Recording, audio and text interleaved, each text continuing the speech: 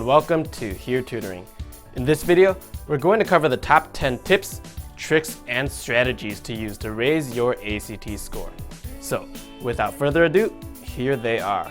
Tip number 1. Don't take the ACT like it's a normal test. Usually, for a normal test, you have plenty of time to finish, so you start from the beginning and work slowly and carefully to the end.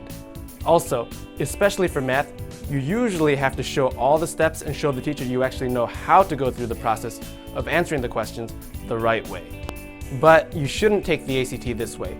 First of all, because you won't have plenty of time to work slowly and carefully through all of the questions, especially for the reading and science tests. And second of all, because you don't need to show that you know how to do the questions in the right way. All you need to do is pick the right answer. This is especially relevant for the math test. You not only don't need to show your work for the ACT math test, but you also don't need to do the questions the right way.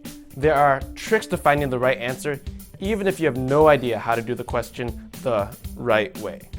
Tip number 2. Bring and know how to use a digital watch. If you're at all serious about getting the highest score possible on the ACT, bringing a digital watch really isn't an option. Bringing a digital watch will help you manage time and pace yourself through each test so you can make the most of every valuable minute that you have. Now, there will probably be a clock in the room that you take the ACT in, but since it probably won't be a digital clock, it'll be harder to keep track of time precisely using this clock. And also, this clock might not be in a convenient location for you to check it regularly and easily. Bringing and using a digital watch yourself helps you make sure you're in control of time management for the ACT, which is key to getting the highest score possible on the test. I wouldn't worry about the watch beeping, since it's quick and quiet enough to not be an issue. Just start the stopwatch when the proctor says begin, and then keep track of time according to your game plan, which is our next strategy. Tip number 3. Have a game plan for managing time. The ACT is a timed test, and time is especially an issue for the reading and science tests, which are designed to be difficult to finish for almost every student. If you don't go into each test with a game plan for managing time, there's a really good chance that you'll run out of time for the test. For the English test, time won't really be an issue, but just know that you have about 9 minutes for each passage. For the math test, you have 60 minutes for 60 questions, but the questions get harder at the end, so you want to make sure that you work faster at the beginning so you have more time for the questions that are harder at the end. For the reading test, you have about 8 minutes 45 seconds for each passage, and you want to read each passage in about 3 minutes plus or minus 30 seconds. For the science test, give yourself about 5 minutes for each of the non-conflicting viewpoints passage, a little less for the data representation passages, and a little more for the conflicting viewpoints passage. When you go into each of the different sections of the ACT, you should know what question or passage you should be on at a certain time and stick to this game plan to avoid missing any of the easy questions you might not get to otherwise. Tip number 4. Use authentic ACT practice tests to prepare. Did you know that most of the ACT practice tests out there are actually not really authentic ACT practice tests, but rather imitation practice tests that companies other than the ACT have created themselves? Now, some of them might be pretty good, but none of them really compares to using actual retired ACT practice tests, which are the only practice tests that will truly give you an accurate prediction of what ACT score you might get on the actual test.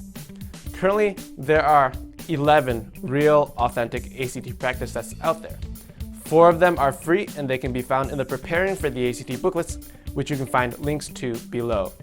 5 of them are in the Real ACT Prep Guide, also known as the Red Book, and 2 of them can be found from the ACT online website, which you can register for.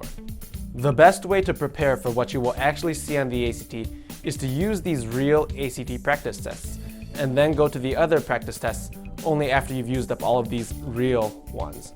Tip number 5. Take advantage of the special ACT test dates. Did you know that out of the 6 days that the ACT is administered each year, 3 of them are special? Well, how are they special? Well, for the December, April, and June ACT test dates, you can order something called the Test Information Release Form, which will allow you to receive a copy of your answers and test booklet so you can know what you missed and how to improve for next time. This resource is great for finding out what you need to work on for the next time that you take the ACT. Also, since you can take the ACT as many times as you want without penalty, it's a great idea to start taking the ACT early use these test information release forms to get better and better each time you take the ACT. The slight extra cost for this form is well worth the knowledge you'll gain from it that'll help you improve your score for next time. Tip number 6. Develop your reading speed and comprehension by reading a lot of college-level nonfiction articles, magazines, and books beforehand. The most important skill that the ACT focuses on is reading speed and ability. This is because being able to read well is probably the most important factor to succeeding in college due to the sheer amount of reading that is required in college. This is why the ACT reading and science tests don't require you to actually come in knowing anything, but rather, all of the answers are in the test itself. The only problem, and it's a big one for most students, is that you need to be able to read and comprehend fast enough to be able to finish on time and get a good score. So, before you take the ACT, try to read as much as possible, specifically college-level nonfiction texts, which are the kind of texts that will show up on the passages that you'll see on the ACT. Now we're going to cover a few specific strategies for each section of the ACT. Tip number 7. For the English test, always keep in mind, less is usually better. This principle probably shows up more regularly than any other principle for the ACT English test. And if you simply keep this in mind throughout the entire test, you'll get a good number of questions correct. Generally speaking, the shortest or the shorter answer choices are more likely to be correct than longer answer choices, because one major skill the ACT focuses on for the ACT English test is being able to write concisely. So, if you see choices that add unnecessary words to a sentence, even if these choices make sense, they are probably wrong. If a choice is short and it makes sense in the sentence, then there's a really good chance that it's simply the correct choice. Tip number 8. For the math test, be ready to use the answer choices and try random numbers. Unlike in math class, for the ACT math test, you don't need to show your work or prove that you actually know how to do the problems the right way. All you need to do is pick the right answer through whatever means necessary. And sometimes the best way to do this, and in fact, the way that the ACT wants you to do this, is to cheat by either using the answer choices or by putting random easy numbers into the question. The ACT is testing your problem solving and critical thinking abilities also, not just your math abilities. For some questions, the right way to do the question will simply take too long, and so the question is designed to see if you can figure out the shortcut to the question. So, don't feel bad about doing problems for the math test the wrong way. The writers of the ACT are oftentimes seeing if you can figure out these tricks to some of the problems. Tip number 9. For the reading test, practice reading each passage in about 3 minutes plus or minus 30 seconds. You don't have the luxury of reading each passage slowly and carefully and then trying to find the answers to each question slowly and carefully.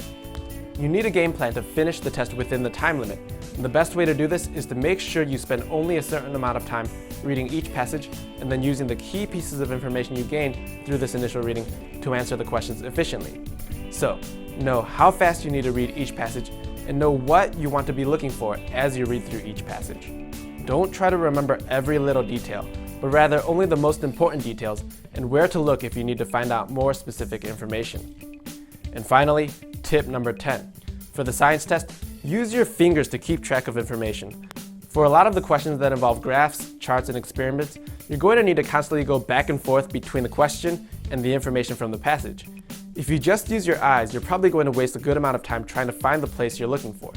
Instead, keep your fingers by the relevant question and information from the passage so that when you need to look back and forth, your finger will already be at the place you need to look at. Your finger is a physical tool that will help your eyes be more efficient for the ACT science test, so you can make the most of every minute you have.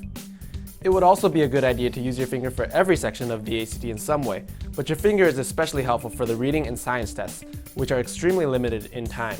Using your finger helps you work more quickly and efficiently for these tests. So, these are the top 10 tips for getting a higher score on the ACT. Hopefully you found them helpful. Make sure to like and subscribe to support and stay updated with our videos. Thanks for watching, and I will see you next time.